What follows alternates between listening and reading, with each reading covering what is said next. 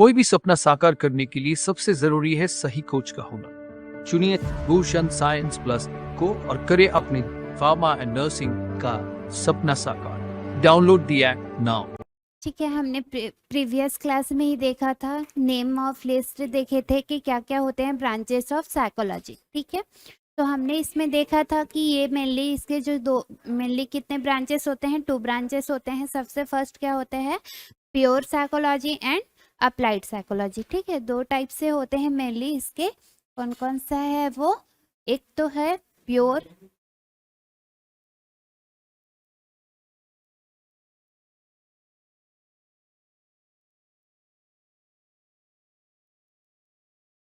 And second क्या है हमारा अप्लाइड साइकोलॉजी।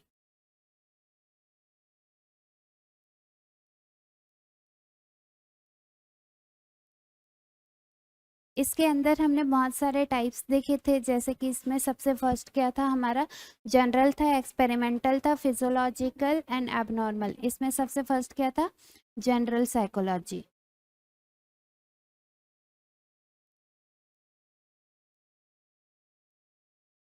ठीक है, हम देखते हैं कि जनरल साइकोलॉजी होता क्या है। तो जो जनरल साइकोलॉजी होता है, इसमें बेसिकली हम क्या चीज़ को डील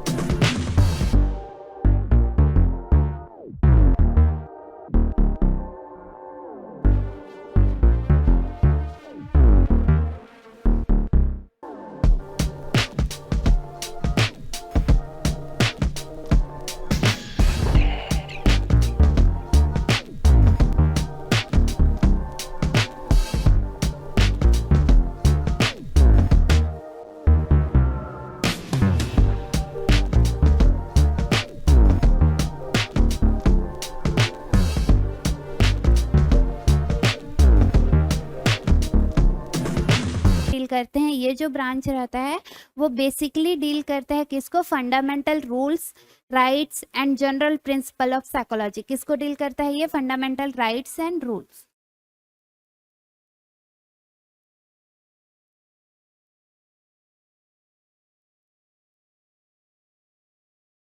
ठीक है, ये किस चीज को डील करता है, fundamental rights and principle of psychology. इस चीज को ये क्या करता है, डील करता है। इसमें बेसिकली जो जनरल साइकोलॉजी रहता है, इस ब्रांच में हम किस चीज़ को देखते हैं कि ह्यूमन बिहेवियर का ह्यूमन बीइंग का कैसे बिहेवियर होना चाहिए, वो किस वे से लर्न करता है, उसका परसेप्शन कैसा है, उसका इंटेलिजेंस किस चीज़ में है और किस वे पे वो किस तरह से वो ध्यान रखता है। तो हम क्या करते हैं, जो जनरल साइकोलॉजी होता है उसमें इस ब्रांच में मेनली हम बेसिकली फोकस करते हैं जो फंडामेंटल राइट्स होते हैं एंड प्रिंसिपल होते हैं साइकोलॉजी के। ठीक है, इसमें बहुत सारे टॉपिक्स को एक्सप्लेन किया गया है जनरल साइकोलॉजी के अंदर, जैसे कि हमारा क्या होता है, behaviour of human being, attention, perception, learning, intelligence, motivations, emotion, all जो थिंग्स होते हैं उसको हम किसके अंदर डील करते हैं या फिर टॉपिक को कवर करते हैं, जनरल साइकोलॉजी के अंदर उस चीज़ को कवर करते हैं। ठीक है, नेक्स्ट जो हमारा टाइप्स होता है वो क्या है, एक्सपेरिमेंटल साइकोलॉजी।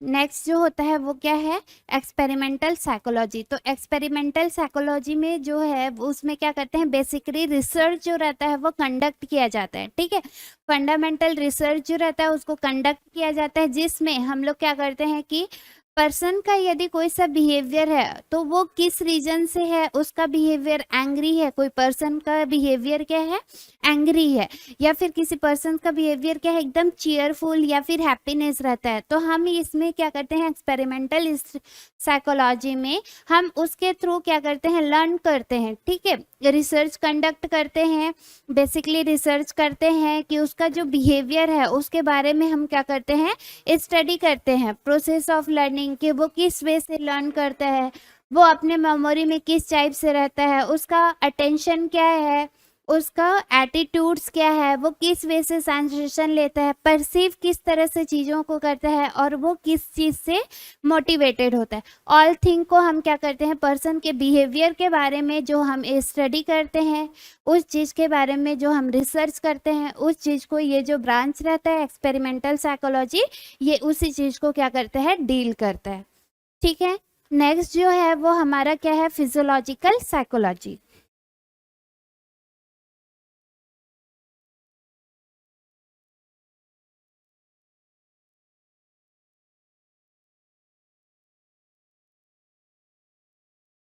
नेक्स्ट क्या है हमारा, फिजियोलॉजिकल साइकोलॉजी। इसमें हम किसके ऊपर ध्यान लगाते हैं, structure and functions of the sense organ, जैसे कि हमारा आई हो गया, एक सेंस ऑर्गन हो गया, ठीक है, नोज हो गया, स्मेल करता है, उसके साथ साथ ही हमारा माउथ हो गया, टंग हो गया, सॉरी टंग हो गया जो कि हमको टेस्ट देता है। तो ये सारे सेंस ऑर्गन किस वे से फंक्शंस कर रहे हैं, उनका स्ट्रक्चर कैसे होता है, उसकी वजह से उनके नर्वस सिस्टम में कौन कौन से फंक्शन होते हैं, ग्लैंड क्या क्या होता है, और उसकी वजह से अंडरलाइन जो बिहेवियर्स होता है उस चीज़ को हम स्टडी करते हैं किस way, physiological psychology. Physiological that means इसका मतलब ही क्या होता है कि हम क्या करते हैं, उसके जो फंक्शंस होते हैं, जो भी हमारे सेंस ऑर्गन है, नर्वस सिस्टम है, उसके अंदर जो ऑर्गन्स रहते हैं उसके उनका क्या क्या फंक्शंस रहता है, उसकी वजह से उसके बिहेवियर में क्या क्या चेंजेस दिखाई देते हैं। जैसे कि हम देखते हैं कि यदि उनके ब्रेन का डेवलपमेंट अच्छे से नहीं हुआ है तो वो क्या करेगा, उसके में या तो फिर थिंकिंग का नहीं हो पाएगा, ठीक है, पूरी तरह से वो थिंक नहीं कर पाएगा, या तो फिर किसी चीज़ को वो लर्न नहीं कर पाएगा, ठीक है। इसमें हम एक डिसऑर्डर को भी देखेंगे, अल्जाइमर, उसमें क्या होती है कि उसमें जो पर्सन रहता है वो धीरे धीरे चीज़ों को भूलने लगता है, अपना जो फैमिलियर रहते हैं, फैमिलियर पर्सन रहते हैं, उसको भी वो पहचान नहीं पाता है, ठीक है। तो क्या होता है, फिजियोलॉजिकल साइकोलॉजी में हम उस चीज़ को कंसर्न करते हो, किसी ऑर्गन्स जैसे कि सेंस ऑर्गन हो गए या फिर नर्वस सिस्टम हो गया, उसका स्ट्रक्चर और फंक्शंस के बारे में हम इस चीज़ में देखते हैं। नेक्स्ट जो होता है वो हमारा क्या होता है, एबनॉर्मल साइकोलॉजी।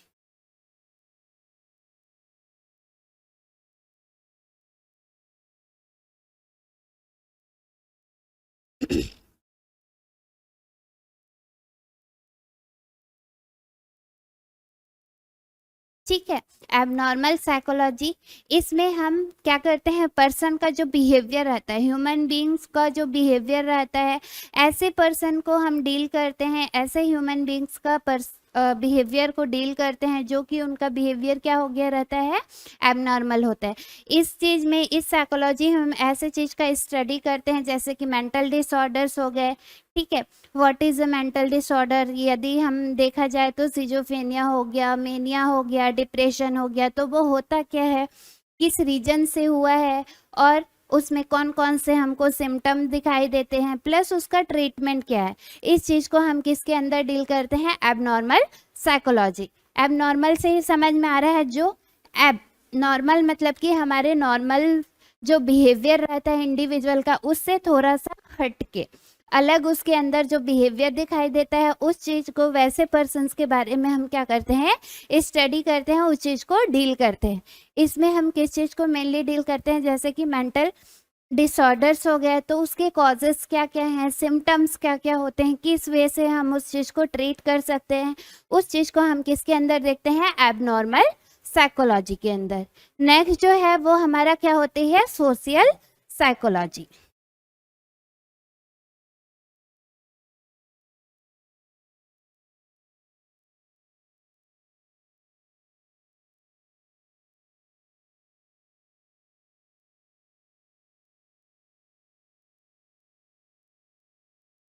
ठीक है, नेक्स्ट हम किसके बारे में देखने वाले हैं, सोशल साइकोलॉजी। तो सोशल जो साइकोलॉजी होता है, इसमें हम किस चीज को देखते हैं, इंडिविजुअल के बिहेवियर की, वो दूसरे पर्सन का बिहेवियर कैसे हमारे अंदर इन्फ्लुएंस करता है, या फिर हमारा जो बिहेवियर रहता है वो कैसे दूसरे पर्सन के बिहेवियर के ऊपर इन्फ्लुएंस करता है। दैट मीन्स कि हमारा क्या होता है, एक पब्लिक का एटीट्यूड, किसी पर्सन को लेके उसका एटीट्यूड क्या है, उसका बिलीव्स क्या है, ठीक है, या फिर वो ग्रुप में किस वे से रहता है, उस चीज को हम क्या करते हैं, सोशल साइकोलॉजी के अंदर डील करते हैं। सोशल दैट मीन्स कि हमारा क्या होते हैं, सोसाइटी, ठीक है। सोसाइटी में जो एक इंडिविजुअल का बिहेवियर रहता है वो दूसरे इंडिविजुअल के ऊपर कैसे इफेक्ट डालता है। जैसे कि क्या हो सकता है, यहाँ पे एक फ्रेंड सर्कल्स हैं, वहां पे किसी एक पर्सन का, मान के चलो वहां पे क्या है, 3 पर्सन है, ठीक है, ये 3 पर्सन है, तो इसका जो बिहेवियर है वो इसके साथ अच्छा है, ठीक है, इसका जो बिहेवियर है वो इसके साथ अच्छा है, बट इन दोनों का जो बिहेवियर रहता है वो एक दूसरे के साथ अच्छा नहीं है, ठीक है।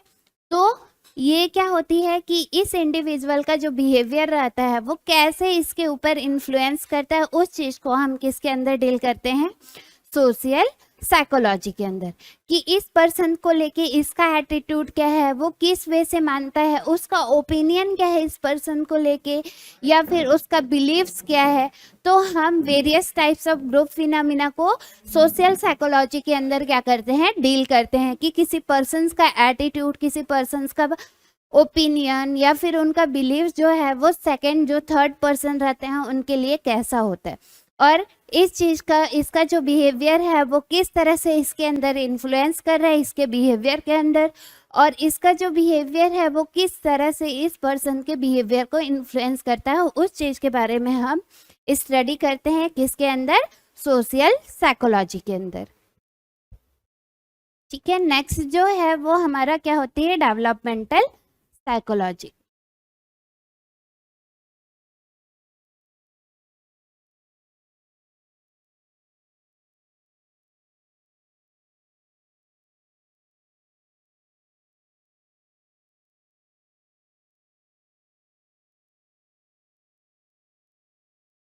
ठीक है, डेवलपमेंटल साइकोलॉजी, डेवलपमेंटल हमको नाम से ही समझ में आ रहा है कि एक बेबी जो रहता है, न्यूबॉर्न बेबी रहता है, वो कैसे एक एडल्ट या फिर एडोलेसेंट की तरह पे ग्रोथ करता है, या फिर एक कैसे मेच्योर जो पर्सन्स होते हैं वो एक ओल्ड एज के ऊपर डेवलप करता है। मतलब कि बर्थ से लेके जो हमारा एडल्ट या फिर एडोलेसेंस या फिर चाइल्डहुड तक का, और मैच्योरिटी से लेके हमारा क्या होता है, एक ओल्ड एज तक का किस किस तरह से हमारे अंदर चेंजेस आते हैं, किस किस वे से हमारा डेवलप होता है, उस चीज के बारे में हम इसके अंदर क्या करते हैं, स्टडी करते हैं। ठीक है, कहाँ से कहाँ तक, तो फ्रॉम बर्थ टू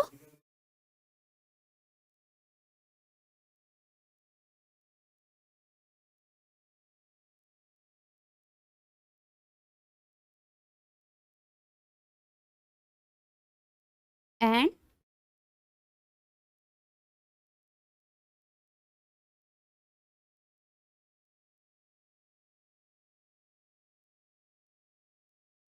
ठीक है, इस बीच में क्या क्या हमारे अंदर डेवलपमेंट होते हैं, हमारे सेल साइज, बॉडी के साइज में इंक्रीज होता है, तो उसको हम क्या बोलते हैं, ग्रोथ बोलते हैं। और डेवलपमेंट जैसे कि उनका मेंटली एक जो मैच्योरिटी उनके अंदर जो डेवलप होते जाती है, ह्यूमन बीइंग के ऊपर उनके बिहेवियर में डेवलपमेंट हमको दिखने को मिलता है, कि वो एक मैच्योरिटी के साथ कैसे करते हैं, अपना सिचुएशन को हैंडल करते हैं।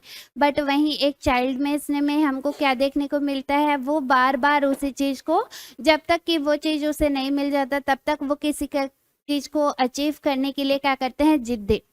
ठीक है, तो वहीं पे यदि हम एक मैच्योर पर्सन को देखें तो वो क्या करते हैं, वो जो सिचुएशन रहता है उसको क्या करते हैं, एकदम अच्छे से डील करते हैं, मैच्योरिटी के साथ उसको क्या करते हैं, डील करते हैं। तो हम डेवलपमेंटल साइकोलॉजी के अंदर वही चीज़ देखते हैं कि इसमें पर्सन का जो बिहेवियर रहता है वो बर्थ से लेके चाइल्डहुड एडोलेशन तक कैसे होता है, एक मैच्योरिटी से ओल्ड एज तक। दैट मीन्स कि इस इस ब्रांच में हम क्या चीज़ को डील करते हैं कि इन्फ्लुएंस द ग्रोथ और डेवलपमेंट ऑफ ह्यूमन बिहेवियर, कि एक ह्यूमन के बिहेवियर में क्या क्या डेवलप होता है, क्या क्या ग्रोथ होते हैं और कौन कौन से फैक्ट जो रहते हैं वो इन्फ्लुएंस करते हैं, उस चीज़ को हम डील करते हैं किसमें, डेवलपमेंटल साइकोलॉजी में।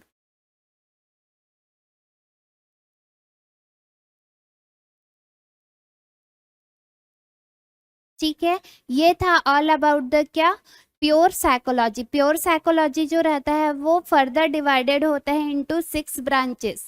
ठीक है, 6 ब्रांचेस में क्या होता है, ये फर्दर डिवाइडेड होता है। सबसे फर्स्ट क्या होती है, जनरल साइकोलॉजी। जनरल साइकोलॉजी में हम क्या करते हैं कि जो basically fundamental rules regulations principle रहते हैं, बहुत सारे चीज़ों को स्टडी करते हैं, बहुत सारा टॉपिक को वो कवर करके रखता है, जैसे कि उनका क्या हो गया, बिहेवियर हो गया, परसेप्शन हो गया, थिंकिंग हो गया, लर्निंग प्रोसेस हो गया, ऑल थिंग को जो कवर करके रखता है उसको हम क्या बोलते हैं, जनरल साइकोलॉजी। एक्सपेरिमेंटल साइकोलॉजी में हम क्या करते हैं कि इसके अंदर हम रिसर्च कंडक्ट करते हैं कि उसका बिहेवियर ऐसा है तो क्यों है, किस रीजन से है, उस चीज़ को हम क्या करते हैं, एक्सपेरिमेंटल करते हैं कि वो किस वे से परसीव करता है, मोटिवेट होता है। फिजियोलॉजिकल साइकोलॉजी में हम क्या देखते हैं कि जो स्ट्रक्चर होता है हमारे सेंस ऑर्गन का, नर्वस सिस्टम का, ग्लैंड्स का, उनका स्ट्रक्चर और उसका फंक्शन किस वे से होता है, जिसके थ्रू हमारा बिहेवियर जो है अटैच होता है, एसोसिएटेड होता है, जुड़ा हुआ रहता है, उस चीज़ को हम किस में डील करते हैं, फिजियोलॉजिकल साइकोलॉजी के अंदर। एबनॉर्मल साइकोलॉजी में हम ऐसे पर्सन का बिहेवियर को डील करते हैं जिसका जो नॉर्मल बिहेवियर रहता है वो क्या हो गया रहता है, एबनॉर्मल। दैट मीन्स कि इसके अंदर हम किसको डील किया जाता है, मेंटल डिसऑर्डर्स को, और उसके रीजन क्या क्या है, उसके कॉजेज, सिम्टम्स एंड ट्रीटमेंट क्या क्या होता है, उस चीज को डील किस में किया जाता है, हमारा एबनॉर्मल साइकोलॉजी में। ठीक है, सोशल साइकोलॉजी, दैट मीन्स कि इसमें हम ऐसे पर्सन का इंडिविजुअल बिहेवियर ऑफ इंडिविजुअल कैसे एक दूसरे के ऊपर उनके बिहेवियर में इन्फ्लुएंस करता है, उस चीज़ को हम क्या करते हैं, डील करते हैं। इसमें हम बहुत सारे टॉपिक्स के बारे में क्या करते हैं, स्टडी करते हैं, जैसे कि पब्लिक का ओपिनियन क्या है दूसरे पर्सन के लिए, उसका एटीट्यूड कैसा है, उसका बिलीव्स क्या होता है, उस चीज़ को हम किसके अंदर डील करते हैं, सोशल साइकोलॉजी के अंदर डील करते हैं। नेक्स्ट जो होता है वो क्या है, हमारा डेवलपमेंटल साइकोलॉजी। डेवलपमेंटल साइकोलॉजी में हम ऐसे हमारा बिहेवियर जो है वो कैसे डेवलप होते जाता है, एक बर्थ में हमारा बिहेवियर कैसे रहता है, चाइल्डहुड आने के बाद कैसे रहता है, एडोलेसेंट में कैसे रहता है, एक मैच्योर पर्सन में हमको किस तरह से बिहेवियर देखने को मिलता है, और ओल्ड एज में वही उसका बिहेवियर किस वे से होता है। तो हम उस चीज़ को स्टडी करते हैं किसके अंदर, डेवलपमेंटल साइकोलॉजी के अंदर। नेक्स्ट अपन देखेंगे अप्लाइड साइकोलॉजी।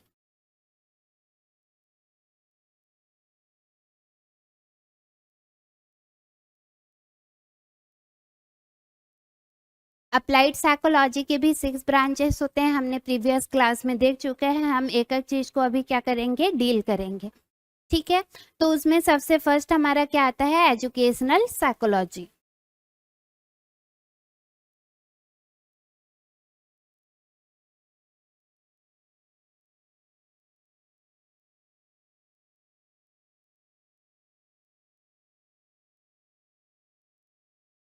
एजुकेशनल साइकोलॉजी, इससे हमको नाम से ही समझना है। ठीक है, एजुकेशनल दैट मीन्स हमारा रिलेटेड तो किससे है, एजुकेशन से है।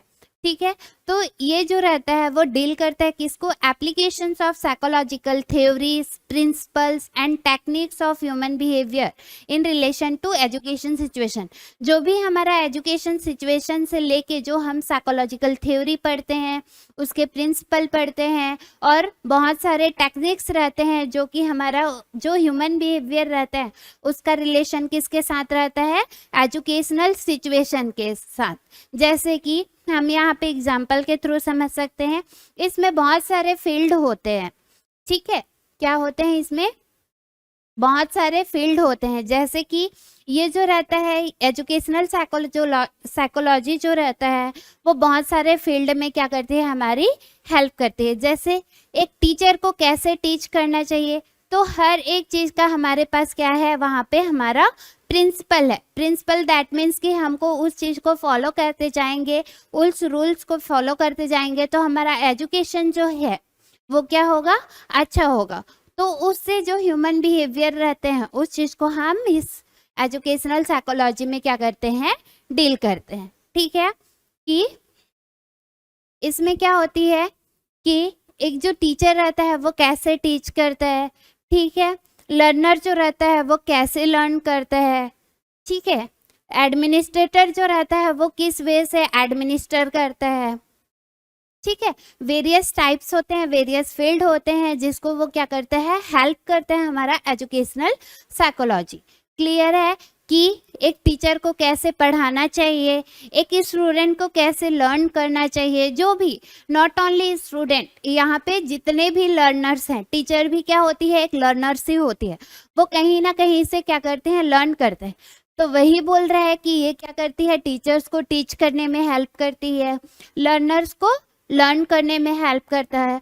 एडमिनिस्ट्रेटर जो डिपार्टमेंट रहते हैं उनके बहुत सारे गाइडलाइंस रहते हैं, उसको फॉलो करके वो किसी स्टाफ को अपने ऑर्गेनाइजेशंस में क्या करते हैं, जॉब के लिए प्लेसमेंट प्रोवाइड करते हैं। ठीक है, वैसे ही एजुकेशनल जो पर्सन रहता है वो क्या करता है, बहुत सारे टेक्निक्स रहते हैं जिसको वो प्लान करता है और प्लान करने के बाद उसको अपने वर्क में क्या करता है, वो इम्प्लीमेंट करता है। तो ये क्या था, एजुकेशनल साइकोलॉजी। ठीक है, इसमें हम क्या करते हैं, अप्लाइड साइकोलॉजी में हम जो सीखे रहते हैं, हम जो लर्न किए रहते हैं, हमारा जो थ्योरीज रहती हैं, प्रिंसिपल रहता है या टेक्निक्स रहते हैं, उसको यूटिलाइज करते हैं अपने स्टडी के लिए, अपने एजुकेशनल सिचुएशन के लिए। तो उस चीज को हम क्या बोलते हैं, एजुकेशनल साइकोलॉजी। क्लियर है, ठीक है। नेक्स्ट जो टाइप्स होता है वो क्या होते हैं, हमारा इंडस्ट्रियल साइकोलॉजी।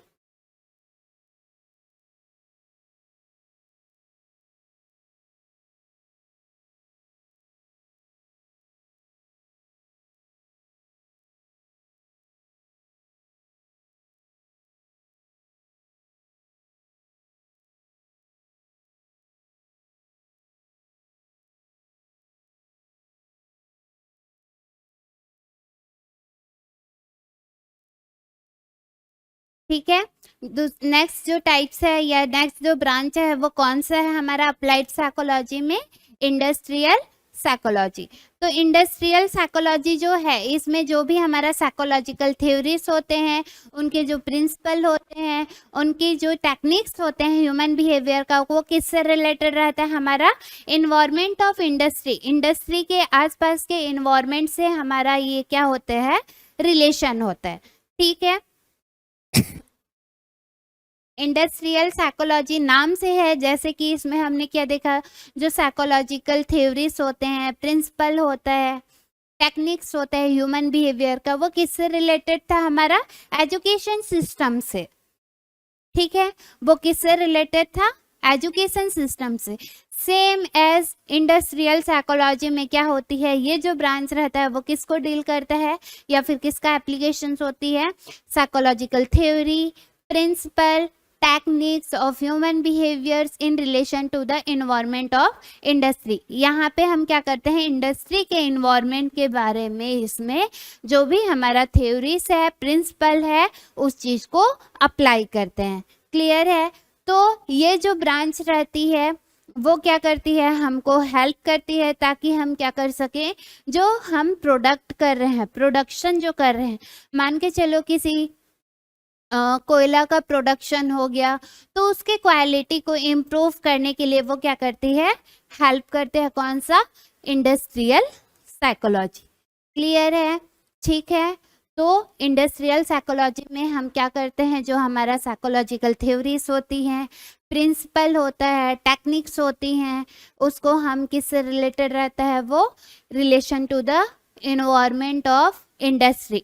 ये जो रहता है वो हमको क्या करती है, जो भी हम प्रोडक्ट कर रहे हैं उस चीज़ को क्या करते हैं, उसकी क्वालिटी को इम्प्रूव करने में हेल्प करती है, और साथ ही साथ क्या करता है, हमारा जो वर्क आउटपुट रहता है उसको भी इम्प्रूवमेंट करने में हेल्प करता है, good improvement in work output, हमारा जो वर्क आउटपुट रहता है उसको भी इम्प्रूव करने में हेल्प करते हैं। क्लियर है? ठीक है। नेक्स्ट टाइप जो हम देखेंगे वो क्या होती है? Legal psychology.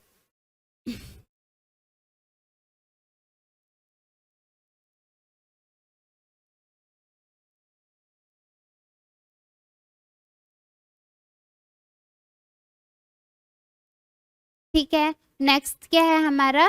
Legal psychology. Legal psychology that means कि ये किसको डील करता है?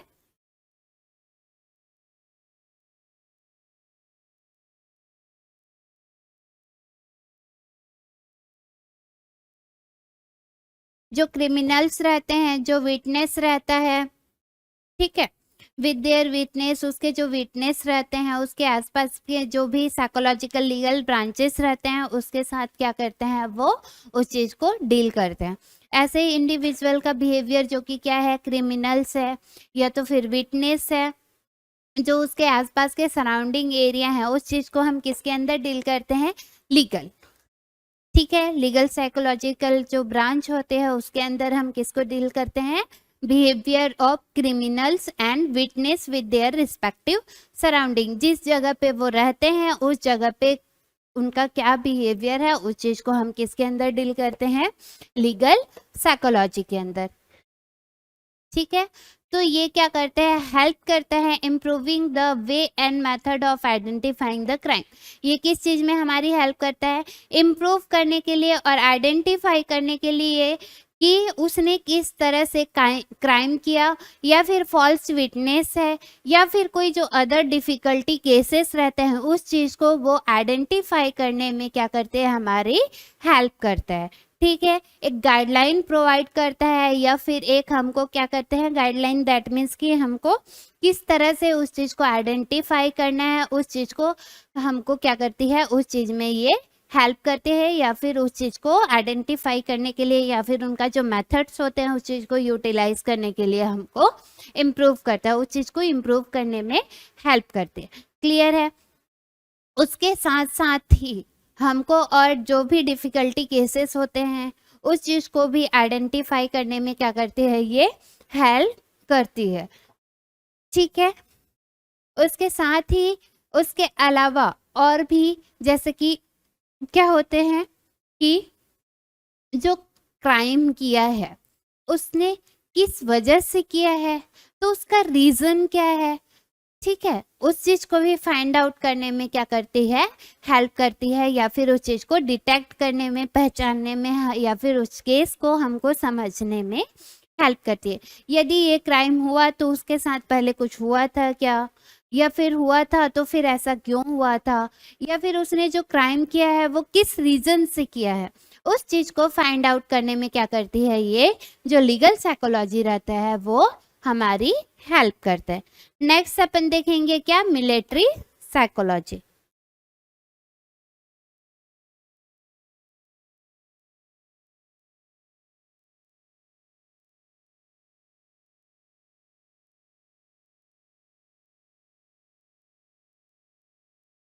नेक्स्ट अपन किस चीज को देख रहे हैं? Military psychology. मतलब कि इसमें जो भी रिलेशन होगा, जो भी थ्योरीज अप्लाइड होगा, प्रिंसिपल अप्लाइड होगा, वो किससे रिलेटेड रहेगा? मिलिट्री साइंस से रिलेटेड रहेगा। ठीक है। जिसके थ्रू हम क्या करते हैं कि मिलिट्री के अंदर उनका बिहेवियर कैसे होता है, या फिर उसमें क्या क्या प्रिंसिपल फॉलो होते हैं, किस टेक्निक के थ्रू हम उस चीज को समझ सकते हैं, उसके बारे में हम इसके अंदर क्या करते हैं? डील करते हैं। नेक्स्ट अपन देखेंगे पॉलिटिकल साइकोलॉजी।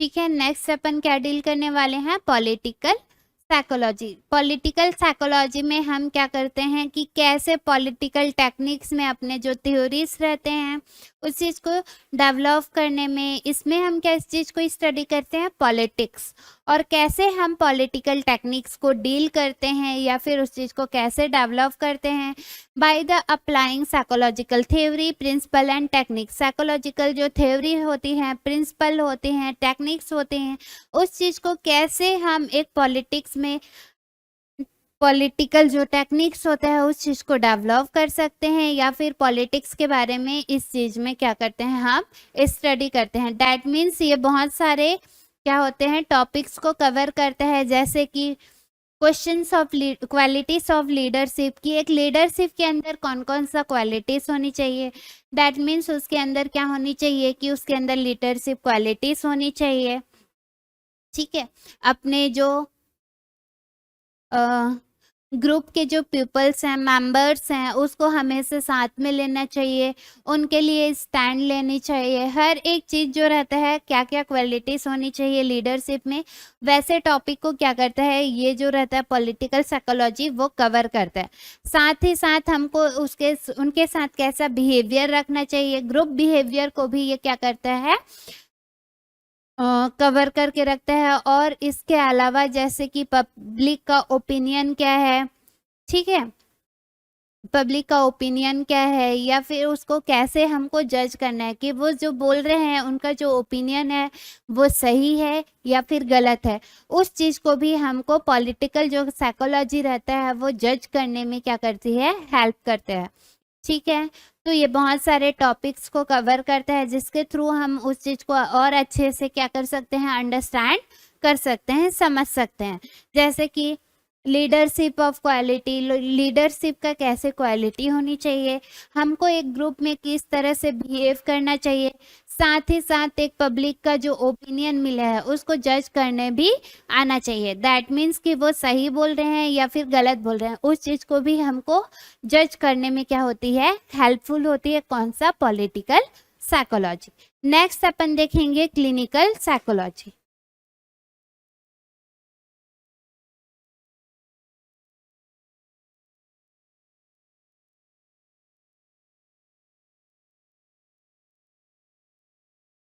नेक्स्ट जो टाइप है वो कौन सा है, क्लिनिकल साइकोलॉजी।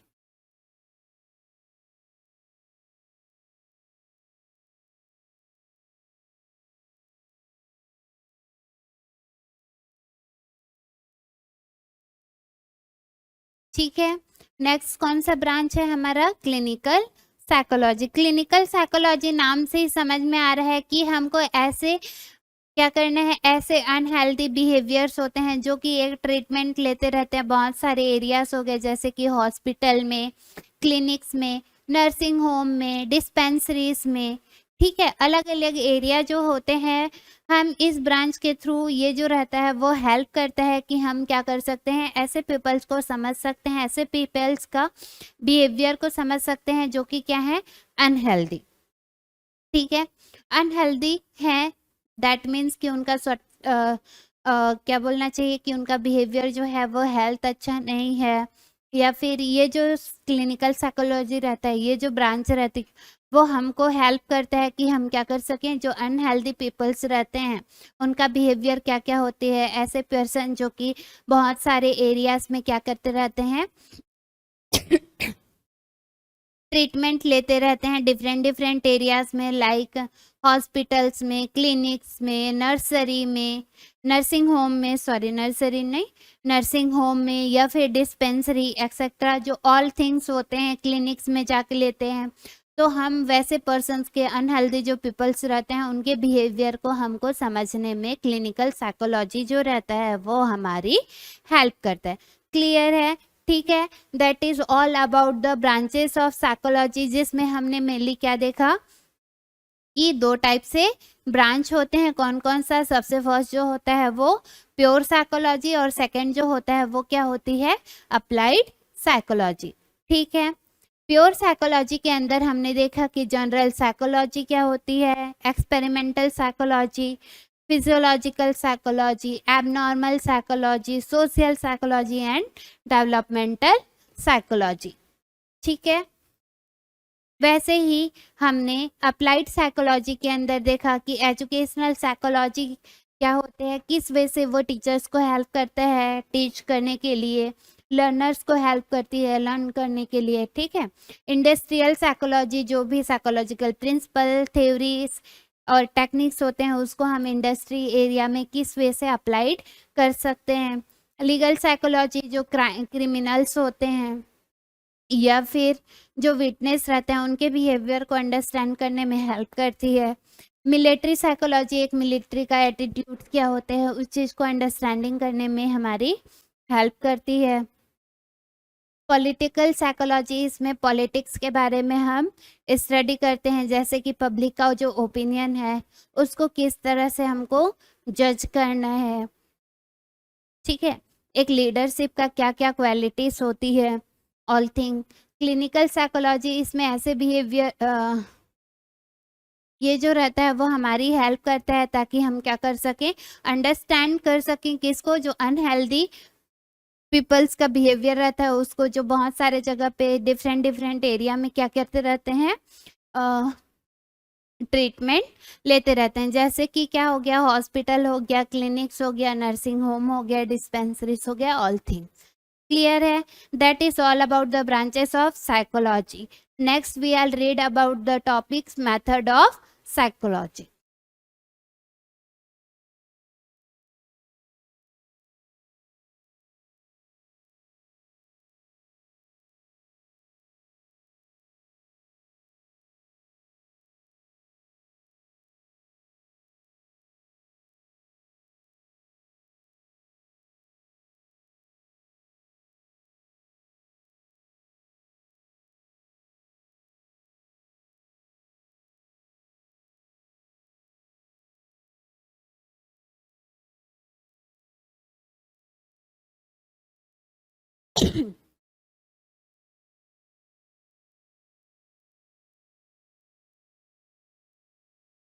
नेक्स्ट अपन क्या देखने वाले हैं, मेथड्स ऑफ साइकोलॉजी। तो साइकोलॉजी जो टर्म्स है उसमें हम किस चीज को डील करते हैं, scientific study of human and animal behaviour. उस टर्म्स को हम क्या बोलते हैं, या फिर उस जो टर्म्स रहता है उसको किस नाम से जानते हैं, साइकोलॉजी, ठीक है। इसके अंदर जो मेथड्स होते हैं उसमें बहुत सारे टूल्स होते हैं, ठीक है। टूल्स होते हैं, वेरियस प्रोसीजर्स होते हैं जिसके थ्रू हम क्या कर सकते हैं, गैदर करते हैं, डेटा को ऑर्गेनाइज करते हैं, ठीक है। इसमें क्या करते हैं, जो स्पेशल हमारे पास बहुत सारे टूल्स रहते हैं, प्रोसीजर रहते हैं, वो क्या करती है, हमारी हेल्प करती है किसमें, gathering and organisation its subject matter that is essential for human behaviour, ठीक है। बहुत सारे फैक्ट्स होते हैं, बहुत सारे डेटा होते हैं, उस चीज़ को हमको कलेक्ट करने में और ऑर्गेनाइज करने में, एक वे से ऑर्गेनाइज करने में about the behaviour, fact of behaviour, जो भी एसेंशियल बिहेवियर रहते हैं उस चीज़ को गैदर करने में क्या करती है, जो टूल्स रहते हैं और प्रोसीजर जो रहता है वो हमारा हेल्प करते हैं। यहाँ पे जो प्रोसीजर है उसको हम क्या बोलते हैं, मेथड्स बोलते हैं। दैट मीन्स कि यहाँ पे क्या होते हैं, बहुत सारे मेथड्स होते हैं जिसको हम यूज करके क्या कर सकते हैं, ह्यूमन के बिहेवियर्स को स्टडी कर सकते हैं।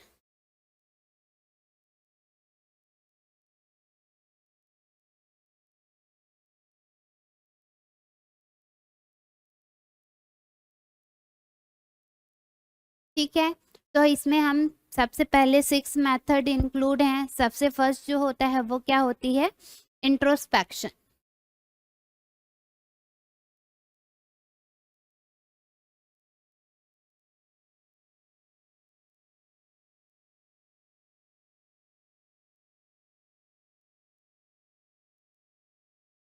और सेल्फ ऑब्जर्वेशनल मेथड भी इसको बोला जाता है।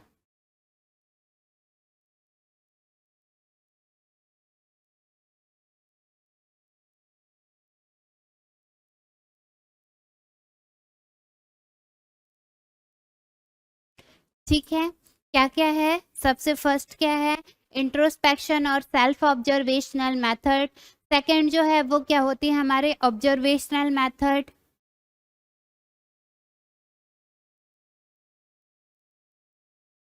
हम पहले नाम जान लेते हैं, उसके बाद फिर हम क्या करेंगे, एक एक चीज को डील करते जाएंगे, ठीक है। तो सेकंड क्या है, ऑब्जर्वेशनल मेथड। थर्ड जो होता है वो हमारा क्या होती है, एक्सपेरिमेंटल मेथड।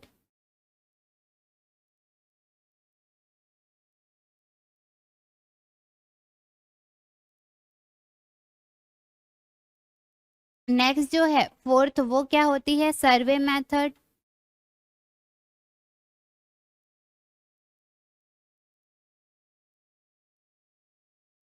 ठीक है, हमने कौन कौन सा देख लिया, इंट्रोस्पेक्शन, ऑब्जर्वेशन, एक्सपेरिमेंटल, सर्वे। देन नेक्स्ट जो है वो क्या है, क्लिनिकल, और इसी को ही हम क्या बोलते हैं, केस हिस्ट्री मेथड।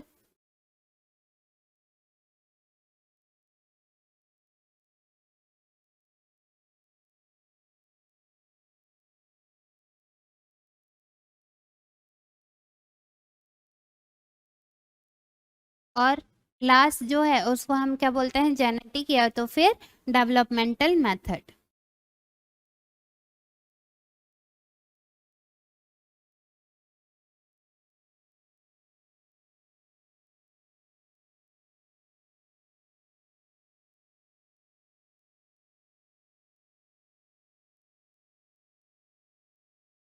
ठीक है, ये क्या होते हैं, मेथड्स ऑफ साइकोलॉजी, जो कि हमको क्या करते हैं, ह्यूमन बिहेवियर्स को अंडरस्टैंड करने में या फिर उनको स्टडी करने में हेल्पफुल होते हैं। ये बहुत सारे टूल्स हैं जिसके थ्रू हम क्या करते हैं, ह्यूमन बिहेवियर को अंडरस्टैंडिंग करने में कि या फिर उसको समझने में ये क्या करता है, हमारी हेल्प करता है। ठीक है, तो हम सबसे फर्स्ट क्या देखेंगे, इंट्रोस्पेक्शन, या तो उसी को ही हम क्या बोलते हैं, सेल्फ ऑब्जर्वेशनल मेथड। ठीक है, ये जो इंट्रोस्पेक्शन मेथड या फिर सेल्फ ऑब्जर्वेशन मेथड जो रहता है वो सबसे पुराना मेथड है किसका, साइकोलॉजी का। ठीक है, नाम से ही समझ में आ रहा है, सेल्फ ऑब्जर्वेशनल, दैट मीन्स कि इसमें हम क्या करते हैं, लुक विथ इट। इसमें हम क्या करते हैं, खुद के बिहेवियर को खुद ही क्या करते हैं, आइडेंटिफाई करते हैं, जिसके थ्रू हम ह्यूमन इंडिविजुअल के बिहेवियर को क्या करते हैं, समझ सकते हैं, अंडरस्टैंड कर सकते हैं। ठीक है, तो क्या होती है कि इंट्रोस्पेक्शन या फिर सेल्फ ऑब्जर्वेशनल जो मेथड होती है वो सबसे पुराना या फिर ओल्डेस्ट मेथड होता है किसका, साइकोलॉजी का। इसका मीनिंग क्या होती है, लुक विद इन, हम अपने ही अंदर अपने बिहेवियर को क्या करते हैं, शेयर करते हैं। दैट मीन्स कि अपना फीलिंग्स क्या होती है, उस चीज को हम शेयर करते हैं। ठीक है, ये जो मेथड रहता है वो क्या करता है, उसमें जो अदर पर्सन है उसके अंदर कौन सा बात चल रहा है या फिर उसकी फीलिंग क्या है या फिर उसका एक्सपीरियंस क्या है उस सिचुएशन को लेके, इस चीज को समझना हम इस मेथड के अंदर पॉसिबल नहीं है। क्यों, क्योंकि हम यहाँ पे क्या कर सकते हैं, खुद के फीलिंग्स के बारे में, खुद का वो जो सिचुएशन रहता है, उस चीज का एक्सपीरियंस क्या होता है, उस चीज को अंडरस्टैंड करने में हेल्पफुल है, नो डाउट। बट ये जो रहता है वो क्या करती है, दूसरे की फीलिंग्स क्या है, दूसरे का एक्सपीरियंस क्या है, दूसरे के परसेप्शन क्या है आपको लेके, उस चीज को अंडरस्टैंड करने में हेल्प नहीं करती है। क्लियर है, ठीक है। नेक्स्ट जो रहता है इसमें हम क्या करते हैं, सब्जेक्ट से ही क्वेश्चन पूछते हैं।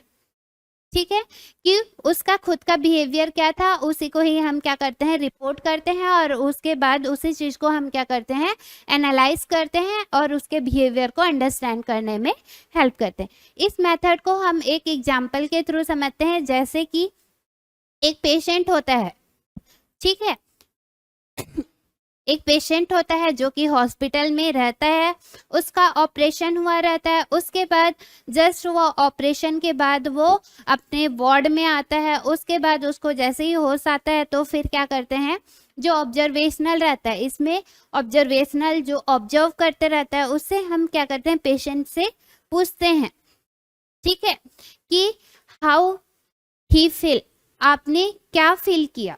ठीक है, ये जो ऑपरेशन था या फिर वो ठीक हो जाता है तो हम पूछते हैं कि आपका फीलिंग कैसे था हॉस्पिटल को लेके। क्लियर है, ठीक है। एक पेशेंट था, पेशेंट जो है वो ऑपरेशन के बाद क्या हो जाता है, रिकवर हो जाता है। रिकवर होने के बाद उसके डिस्चार्ज टाइम पे हम क्या करते हैं, पेशेंट से पूछते हैं कि आपका फीलिंग कैसा था हॉस्पिटल में, आपका फीलिंग कैसे था। उसके बाद जो पेशेंट रहता है वो क्या करता है, ट्राई टू लुक, वो पूरे जगह को देखता है, उसके बाद वो रिकॉल करता है कि उसके साथ क्या क्या हुआ था, कैसे हुआ था, उसके बाद वो कैसे अपना जो फीलिंग्स रहता है उसको वो प्रेजेंट करता है। ठीक है, तो वो जो भी रिपोर्ट देता है, दैट मीन्स वो जो भी फीलिंग शेयर करता है, तो वो जो इंफॉर्मेशन मिलता है वो क्या करती है, हमारी हेल्प करती है किस चीज़ को समझने में, कि उसको एक बेटर ट्रीटमेंट मिला या फिर बेटर ट्रीटमेंट नहीं मिला। तो ये था आपका क्या, इंट्रोस्पेक्शन या फिर सेल्फ ऑब्जर्वेशनल मेथड। आप अपने अकॉर्डिंग बताओगे, आप ही जो रिपोर्ट दोगे उसी को ही एनालाइज किया जाएगा, उसके बाद उसका रिपोर्ट बनाया जाएगा। ठीक है, नेक्स्ट अपन देखते हैं ऑब्जर्वेशनल मेथड।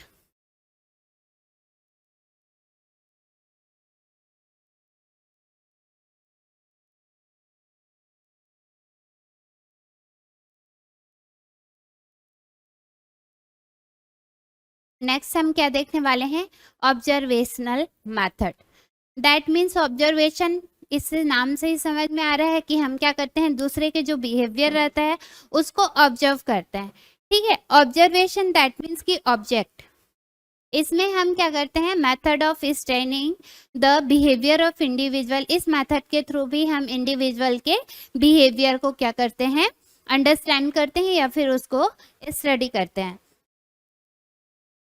ठीक है, इसमें क्या होती है कि बहुत सारे टॉपिक्स जो है वो मिल के बना हुआ है, जैसे कि perception of an individual behaviour under the neutral condition, natural condition, कि कोई सा, जैसे कि अभी बारिश हो रहा है तो उस चीज को देख के वो जो रहता है, पर्सन जो रहता है, इंडिविजुअल जो है, वो उस चीज को किस वे से वो परसीव कर रहा है। उसके बाद वो क्या एनालाइज करता है, एनालाइज करने के बाद फिर हम क्या करते हैं, उस चीज को इंटरप्रिएट किया जाता है, किसके थ्रू, ऑब्जर्वर के थ्रू। क्लियर है, ठीक है। इसमें क्या होती है, जो नेचुरल कंडीशंस होता है उसमें इंडिविजुअल का परसेप्शन क्या है, उस चीज को हम क्या करते हैं, इंडिविजुअल के बिहेवियर में क्या होते हैं उसका परसेप्शन क्या है, उस चीज को स्टडी करने में ये हेल्पफुल होता है। इसमें जो ऑब्जर्वर रहता है वही क्या करता है, उस चीज को एनालाइज करता है और उसके बाद वो इंटरप्रिएट करके रिपोर्ट प्रोवाइड करता है। ठीक है, इसमें जो इस मेथड में क्या होती है कि जो ऑब्जर्वर रहता है वही ऑब्जर्व करता है और डाटा को कलेक्ट करता है, देन उसका इंटरप्रिटेशन करके रिपोर्ट प्रोवाइड करता है। इसका इसको भी हम एक एग्जांपल के थ्रू समझेंगे। सबसे फर्स्ट क्या होती है कि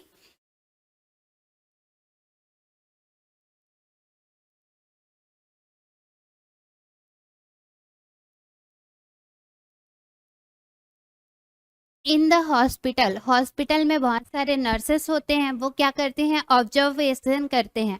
किसको ऑब्जर्व करते हैं, पेशेंट के फेशियल एक्सप्रेशन को, कि उसको पेन हो रहा है, जस्ट लाइक एक पर्सन आया है पेन से रिलेटेड कोई कंप्लेन लेके।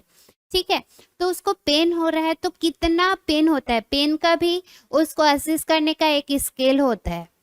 ठीक है, उसके थ्रू एक जो नर्स रहती है वो क्या करती है, ऑब्जर्व करती है, किसको, पेशेंट के फेशियल एक्सप्रेशन को, कि उसके अंदर कितना पेन हो रहा है, कितना वो रेस्टलेसनेस फील कर रहा है। उसके बाद वो क्या करती है कि उसके बाद वो एक उस चीज को एनालाइज करके इंटरप्रेट करके रिपोर्ट प्रोवाइड करती है। ठीक है, तो ये जो ऑब्जर्वेशन मेथड है वो हेल्प करता है हमारी किस चीज को समझने में, understand the clinical condition of the patient. Patient का क्या होता है, उसका क्लिनिकल कंडीशन, उसके अंदर कौन कौन से सिम्टम्स हमको दिखाई दे रहे हैं, या फिर उसको किस लेवल तक पेन हो रहा है, या कितना रेस्टलेसनेस फील कर रहा है, या फिर उसको वर्क करने में इंटरेस्टेड नहीं है। ऑल थिंग को हमको ये उसके थ्रू क्या करते हैं, ऑब्जर्वेशनल मेथड का यूटिलाइज करके ह्यूमन का जो बिहेवियर रहता है उसको स्टडी करने में ये हेल्पफुल रहता है। इसके सम स्टेप्स होते हैं, जैसे कि इसमें हम सबसे फर्स्ट क्या करते हैं, ऑब्जर्वेशन ऑफ बिहेवियर स्टेप्स देखेंगे।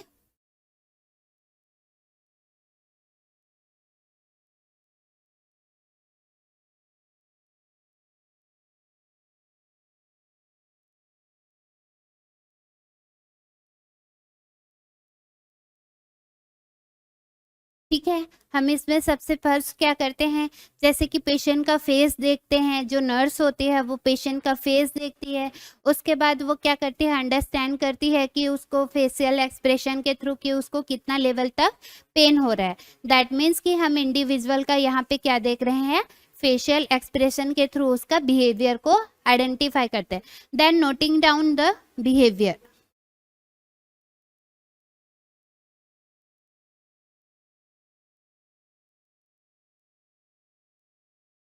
ठीक है, उसके बाद उसको हम क्या करते हैं कि स्केल के थ्रू देखते हैं कि उसको कितना लेवल तक पेन हो रहा है। देन जो नर्स होती है वो क्या करती है, interpretation and analysis of behaviour.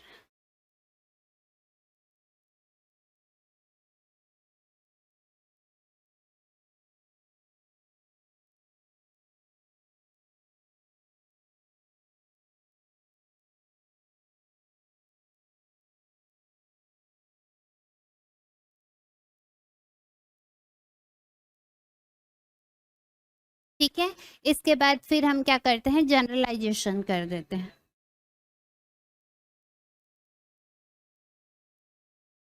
Generalisation that means कि जो भी हमको यहाँ पे इंटरप्रेट करते हैं उस रिजल्ट को क्या कर देते हैं, पब्लाइज कर देते हैं। तो ये होता है स्टेप्स किसके, ऑब्जर्वेशनल मेथड के, कि हम किसी ह्यूमन बीइंग का, इंडिविजुअल का बिहेवियर को ऑब्जर्व करते हैं, देन नोट डाउन करते हैं कि उसमें कौन कौन सा बिहेवियर दिखा रहा है, जैसे कि रेस्टलेसनेस हो गया, पेन हो गया, फेशियल एक्सप्रेशन के थ्रू हम जिसको असिस्ट करते हैं। देन एनालाइज करते हैं और इंटरप्रिएट करते हैं। यहाँ पे हम एक रिपोर्ट रेडी करते हैं, रिपोर्ट रेडी करने के बाद हम उसको क्या कर देते हैं, जनरलाइज करते हैं। तो ये जो मेथड होता है वो एक पेशेंट का क्लिनिकल कंडीशन को अंडरस्टैंडिंग करने में हमारी हेल्प करता है।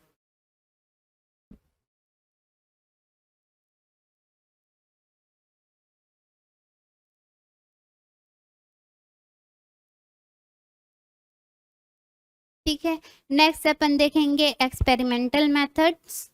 तो एक्सपेरिमेंटल मेथड जो है वो बहुत सारे साइंटिफिक या फिर ऑब्जेक्टिव मेथड को अपने अंदर कंसिडर्ड करके रखता है, लेकिन साइकोलॉजी में मेनली हम किस चीज़ को स्टडी करते हैं, cause and effect relationship. In experimental method में क्या करता है कि ये बहुत सारे साइंटिफिक ऑब्जेक्टिव्स या फिर बहुत सारे चीज को अपने साथ क्या करके रखता है, कंसिडर करके रखता है। लेकिन हम साइकोलॉजी के अंदर किस चीज के बारे में यूज करते हैं इसको, साइकोलॉजी में किस लिए इस चीज को एक्सपेरिमेंटल मेथड का यूज किया जाता है, तो वो होता है कॉज एंड इफेक्ट रिलेशनशिप। किसके लिए किया जाता है, कॉज एंड इफेक्ट रिलेशनशिप।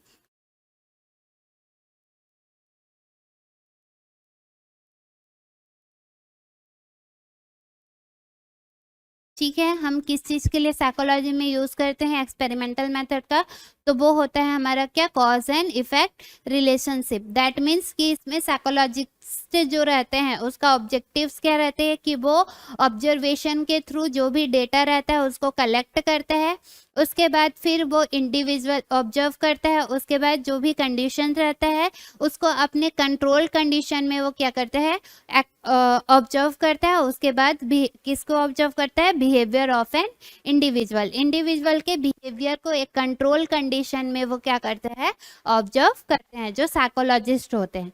इसके सम इजेंशियल फीचर्स होते हैं, जैसे कि इसमें हमको क्या होती है, दो इंडिविजुअल यहाँ पे होना चाहिए। कितने होने चाहिए, दो इंडिविजुअल होने चाहिए।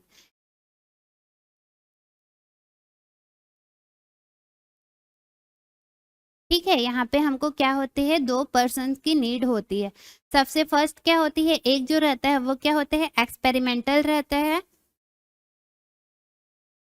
ठीक है, और दूसरा क्या होती है, वो जो रहता है वो सब्जेक्ट। सब्जेक्ट यहाँ पे किसको बोला जा रहा है, जिस पर्सन का हम बिहेवियर को क्या कर रहे हैं, ऑब्जर्व कर रहे हैं। ठीक है, यहाँ पे दो पर्सन्स की रिक्वायर्ड होती है। एक्सपेरिमेंटल मेथड का सम इजेंशियल प्रिंसिपल होते हैं, यदि वो नहीं है तो फिर हम एक्सपेरिमेंट नहीं कर सकते। तो उसमें क्या होती है, सबसे फर्स्ट जो पॉइंट्स होती है कि हमें दो पर्सन्स की रिक्वायर होती है। सबसे फर्स्ट जो है एक्सपेरिमेंटल, जो एक्सपेरिमेंट करेगा, ऑब्जर्व करेगा, साइकोलॉजिस्ट होता है। दूसरा जो सब्जेक्ट, सब्जेक्ट यहाँ पे उस इंडिविजुअल या फिर उस पर्सन को बोला जा रहा है जिसके बिहेवियर को हम क्या कर रहे हैं, ऑब्जर्व करने वाले हैं। ठीक है, उसके बाद ये जो रहता है वो किसके अंदर हो सकती है, लिविंग ऑर्गेनिज्म के अंदर ही हो सकता है।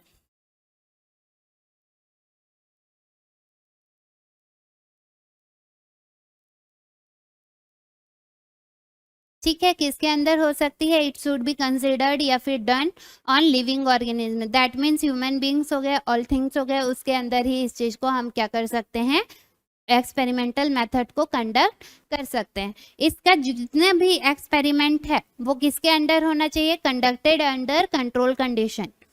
ठीक है, जो हमारा सिचुएशन रहेगा, कंडीशन रहेगा, वो हमारे अंडर में ही क्या होनी चाहिए, कंट्रोल्ड होना चाहिए। तो ये 3 इसेंशियल फीचर्स होते हैं, ठीक है, किसके, एक्सपेरिमेंटल मेथड के, जिसमें यदि ये नहीं है तो हम एक्सपेरिमेंटल मेथड को कंडक्ट नहीं कर सकते। जिसमें क्या होती है, 2 पर्सन होना चाहिए कि जो जिसमें सबसे फर्स्ट एक्सपेरिमेंटल जो साइकोलॉजिस्ट होता है वो होना चाहिए, सेकंड जो है सब्जेक्ट होने चाहिए जिसके बिहेवियर को हम क्या करते हैं, स्टडी करने वाले रहते हैं। सेकंड जो है वो किसके ऊपर होनी चाहिए, डन ऑन लिविंग ऑर्गेनिज्म के ऊपर ही हो सकता है। और जितने भी ऑल जो एक्सपेरिमेंट है वो किसके अंदर कंडक्ट होना चाहिए, under control condition, control condition के अंदर ही ये क्या होना चाहिए, कंडक्ट होनी चाहिए। नेक्स्ट अपन देखेंगे सर्वे मेथड।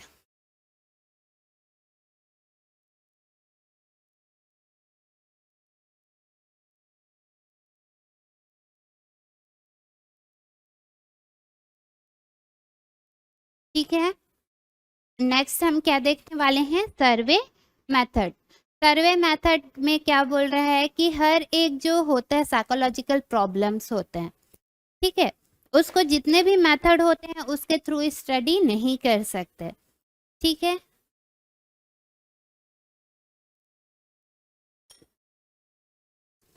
जैसे कि यहाँ पे पब्लिक का ओपिनियन हो गया, उसका एटीट्यूड हो गया, हेल्थ केयर नीड, उसको किस किस चीज की नीडेड है, उस चीज को हमको स्टडी करने के लिए किसकी नीड पड़ती है, सर्वे मेथड की नीड पड़ती है। ठीक है, ठीक, यहाँ पे क्या बोल रहा है कि हर एक जो प्रॉब्लम्स होती है साइकोलॉजी का, उसको हम एक्सपेरिमेंटल या फिर जो अदर मेथड है, जैसे कि हमने पढ़ा सेल्फ ऑब्जर्वेशनल, ऑब्जर्वेशनल, इसके थ्रू हम कंडक्ट नहीं कर सकते।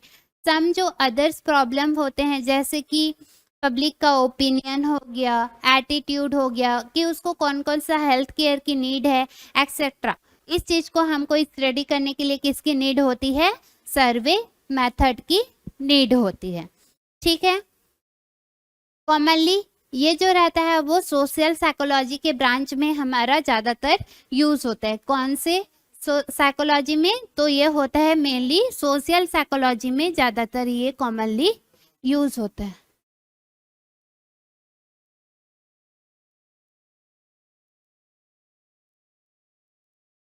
ठीक है, सोशल साइकोलॉजी में ये ज़्यादातर यूज होता है।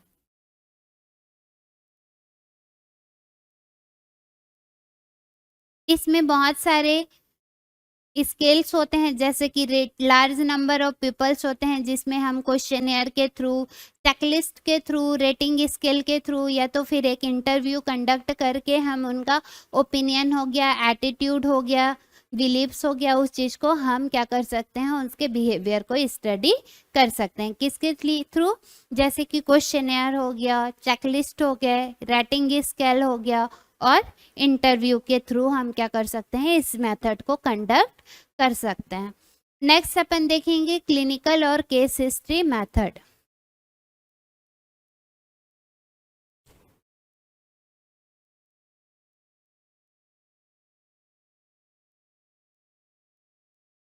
नेक्स्ट अपन क्या देखने वाले हैं, क्लिनिकल या फिर केस हिस्ट्री मेथड। इसमें जैसे कि हम किस चीज को स्टडी करते हैं, कॉज ऑफ पीपल्स एंजाइटी, यदि उसको किसी केस को लेके उसको डर है, वरी है, तो हम उस चीज का रीजन क्या है, कॉज क्या है, उस चीज को स्टडी करते हैं। ठीक है, या फिर वो किस वजह से वहां पे उस एरिया में एडजस्ट नहीं हो पा रहा है। ठीक है, जैसे कि इसमें क्या होती है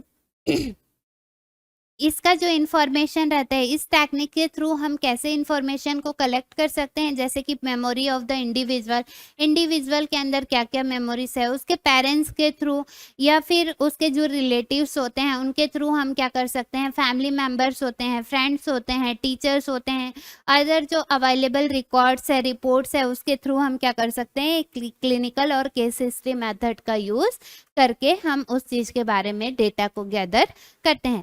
जैसे कि यहाँ पे इंफॉर्मेशन में क्या क्या इंक्लूड होगा, past history of patient condition, कि उसका पास्ट में कोई सा डिजीज था कि नहीं, उस चीज़ को हम देखते हैं, या फिर अभी प्रेजेंट में कौन कौन सा ट्रीटमेंट चल रहा है, पास्ट में कोई सा ट्रीटमेंट ले चुका है या नहीं लिया हुआ है, या फिर उसके अभी जो प्रेजेंट कंडीशन है उसमें उसका कुछ कुछ चेंजेस हुआ है कि नहीं, उस चीज़ को हम किस में स्टडी करते हैं, अंडरस्टैंड करते हैं क्लिनिकल और केस हिस्ट्री मेथड के थ्रू। ठीक है, ये जो रहता है ये रहता है, इसके थ्रू हम पेशेंट का पास्ट हिस्ट्री कलेक्ट कर सकते हैं, उसको पास्ट में कोई सा ट्रीटमेंट लिया है कि नहीं उस चीज़ को देख सकते हैं, चेंज यदि करना है उसके में कोई सा इम्प्रूवमेंट आया है कि नहीं, या फिर अभी उसका प्रेजेंटिंग कंडीशन क्या है, क्या रीज़न से हुआ था, उस चीज़ को हमको ये क्या करती है, अंडरस्टैंड करने में हेल्प करती है। और वो किस वजह से वरी है, एंजाइटी उसके अंदर है, या फिर डिफ़िकल्टी हो रही है तो कौन से प्रॉब्लम से हो रहा है, कहाँ से हो रहा है, उसके अंदर वो डिजीज़ कैसे डेवलप कर रहा है, उस चीज़ को स्टडी करने में या फिर अंडरस्टैंड करने में ये हमारी हेल्प करती है। नेक्स्ट अपन देखेंगे, लास्ट जो होता है वो हमारा जेनेटिक या फिर डेवलपमेंटल मेथड्स होते हैं। ठीक है, नेक्स्ट अपन क्या देखने वाले हैं, जेनेटिक या फिर डेवलपमेंटल मेथड। दैट मीन्स इसमें साइकोलॉजिस्ट जो रहते हैं वो सिर्फ बिहेवियर के बारे में स्टडी नहीं करते हैं। ठीक है, एक पर्टिकुलर टाइम आता है जैसे कि उनके डेवलप कैसे हुआ है, बर्थ से लेके डेथ तक के कौन कौन से हेरिडिटरी फैक्टर उनको इन्फ्लुएंस किया है, इन्वायरमेंटल फैक्टर्स इन्फ्लुएंस किया है, या फिर उनका favourable condition, unfavourable condition, normal जो बिहेवियर रहता है, एबनॉर्मल बिहेवियर रहता है, हर चीज़ के बारे में हम इसमें क्या करते हैं, डेवलपमेंटल मेथड, कि उसका बर्थ से लेके डेथ तक कौन कौन से फैक्टर जो हैं वो इन्फ्लुएंस करते हैं, जैसे कि heredity, environment, favourable, unfavourable conditions, normal और एबनॉर्मल जो बिहेवियर रहता है। ठीक है, जैसे कि एक एग्जांपल है यहाँ पे कि to understand the learning behaviour of adult, जैसे कि कोई एडल्ट है उसका हम क्या करते हैं,